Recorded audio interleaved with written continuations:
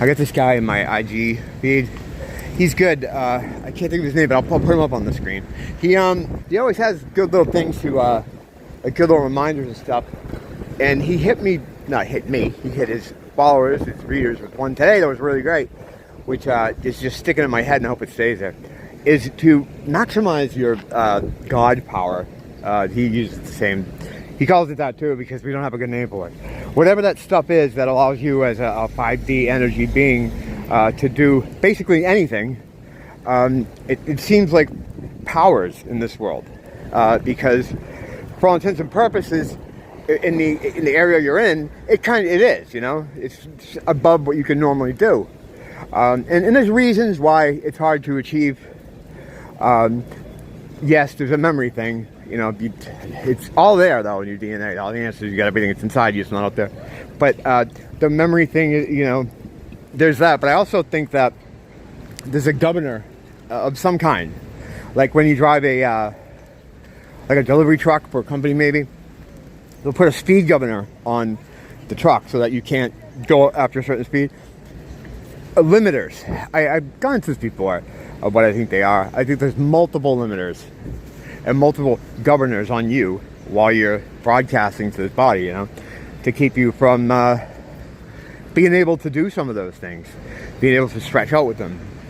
And he mentioned that the best way to lean into trying to do stuff is your points of attention, and that's so important.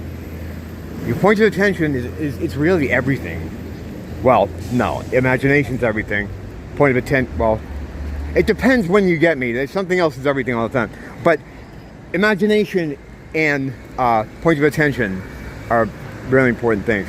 And the meaning is if you're going to do something, just focus on the thing you're doing, you know? Like, I'm going to do this action, put everything into it. Your point of attention has to be focused on that. Because the more your point of attention is focused on something, the more you open whatever those channels are that allow you to maximize the potential of that engagement or that situation. This is all really new shit. I mean, relatively comparative to like a historical sort of human being timeline. This is all, this discovering this stuff is all kind of new. This century for sure. I mean, there's always been people investigating whatever different kinds of magic or Eastern philosophy or, you know, metaphysical concepts. We talk about that stuff here all the time, but this is new. This thing where you can just kind of think about doing shit and it happens, or things that you don't think about doing, you just suddenly realize you can do. I don't want to say, I hate to give 311 too much credit, but you gotta come original. But I think what happened there, they did something there. Well, obviously, I think they did something there. Yeah, that was a giant, like, it was a giant spell. It was a giant ritual. They cracked the seal. They did something there. That was planned for a very long time. In fact, the dimensions of those buildings were built in a certain way when they were constructed in the early 1970s for the express purpose of coming down at that point. That's why they were for the most part, those buildings were hollow. They didn't have a lot of floors you could stop on. You could always go to where the E-team was, though. The Israeli art students had a cool pad up there. But yeah, that was made for that. But whatever happened there, I think this is where the beginning of this awakening sort of process, whatever happened. And then you had two more things that were significant. Was the Schumann resonance bump. Schumann resonance is like the dial. The Schumann resonances are the dial tone of the Earth. It's the hum. It's the thing we're all connected to. It's it's like our dial tone. You know, when you put your feet to the earth without shoes, you connect to it. You know, it's healing. So that thing usually stays relatively the same. It doesn't ever usually jump up too high.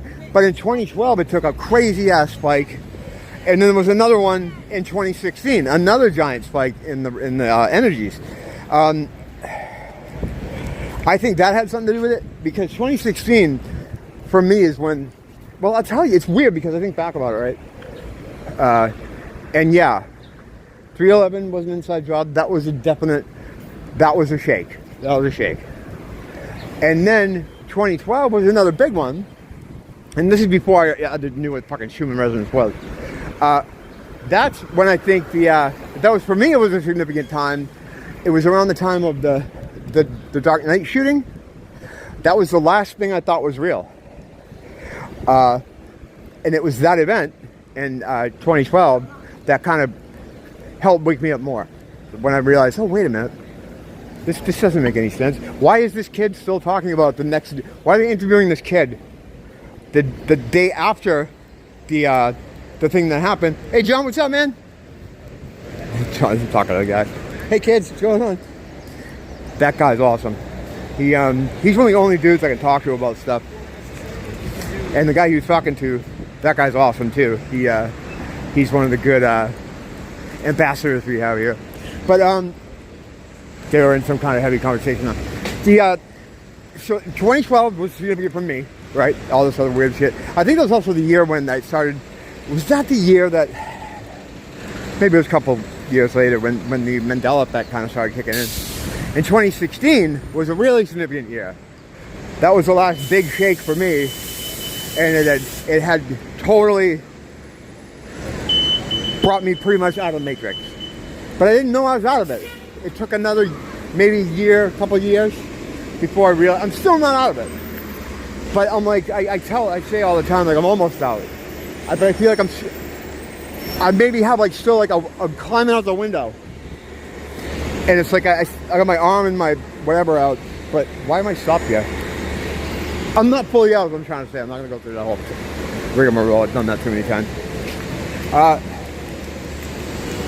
But for the most part, I'm out of it. I'm out of it enough to realize that it exists.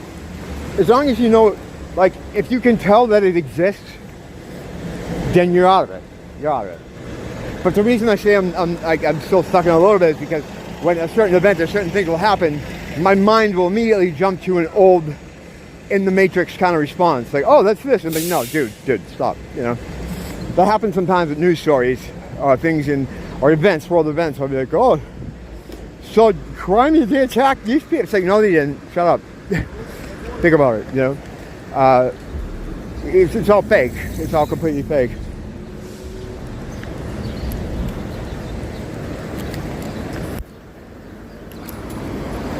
Point of attention, though, man. And I think that resonated with me so much because I have such a problem with it. You know, especially like, you know, if you watch any of my stuff, you know that sometimes I'll start on fucking track B. You know, the thought train will leave track B, and maybe halfway through, I want to go to track C, but then we end up at station A. Do you know what I mean? Now, psychiatrists will tell you that's ADHD. And I would say, yes, it is. So how much Adderall am I going to get out of this? You gotta work those guys the same way. I did. You know, back when I used to go to them. I only have one doctor that I see now every day. But this guy, yeah, I do. What's up, man? How's it going? Good to see you. So, yeah, once I figured that game out pretty early. The reason being is because when I was hospitalized, I started to notice all the different doctors or clinicians or whatever the fuck they are, social service people. They all had kind of a different, they weren't all on the same page. And then the longer I stayed under a patient of a mental health patient, I just saw this more and more. And it was like, these guys, they're just throwing shit up against the wall, yeah, but they're not throwing the same shit up against the wall. They're fucking, and I just worked those fucking dudes. You should, before I stopped taking everything, my grocery list for medications, it was insane. I'm not even gonna get into it. But it was like, I had trouble filling it. I had to, sometimes I'd have to go to a different place because the pharmacist likes to think that they're the doctor. So like in their minds, right? Whatever happened between you and your doctor, whatever, once it gets to me, I'll decide what you get. Like that's how a lot of pharmacists are. And I think a lot of that comes from the butt hurt that they think, If I'd only stayed in school for 2 more years, I would be the special man. I would be the fancy boy. So, I mean, yes, there's that. So they try to do that to you. But, yeah, it would just be egregious. Everything that I could get was at the maximum. Like, for instance, Adderall, 150 meg, instant release, twice a day. You fucking kidding me? With that, two different benzos. One, now I'm telling you, I said I wasn't going to say it. One for breakthrough, I'm not going to say what they are. And one for just to have. And they were both at the maximum dosage you could have. Muscle relaxers, all kinds of shit. I basically just went through all the drugs that could be given to me by a script writer, picked all the best ones, like for me, you know, we all got our personal things we enjoy, and I said, all right, I'm going to get this stuff, and I had it, God, within 2 visits, I had all that shit sorted out, not to the full extent of the, I had to work on the dosages, like, you know, you come back, you're like, yeah, you know, it was good, but I'm still not feeling it. So you'd have to get them up to the high dosages, which I did. So, you know, for the last 4 years before I quit taking everything, I was walking around with the most ridiculous grocery list of fucking drugs. It was silly. It was stupid. Like, so I understand why they looked at it and were like, get the fuck out of here, you know? And that's what they would do. I'd have to jump around from, like, place to place, you know, and they'd all, because, like I said, the pharmacists, they want to be doctors, you know?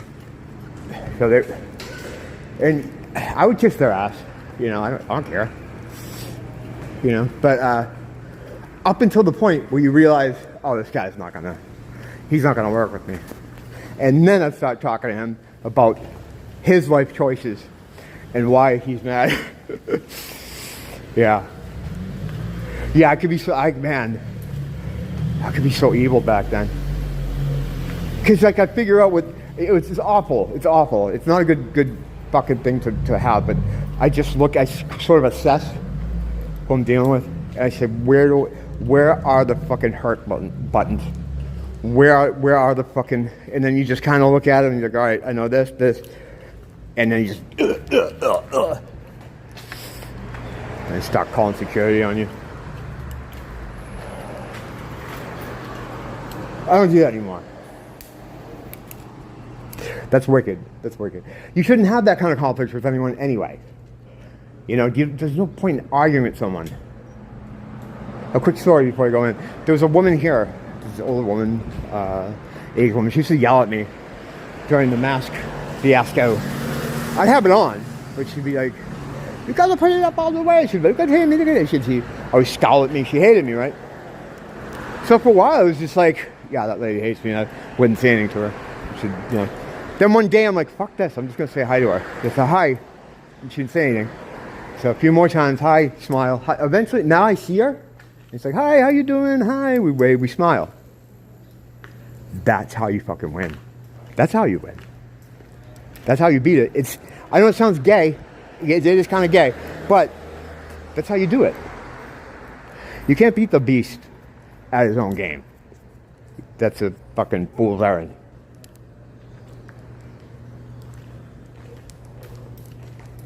But you can just start saying hi to people.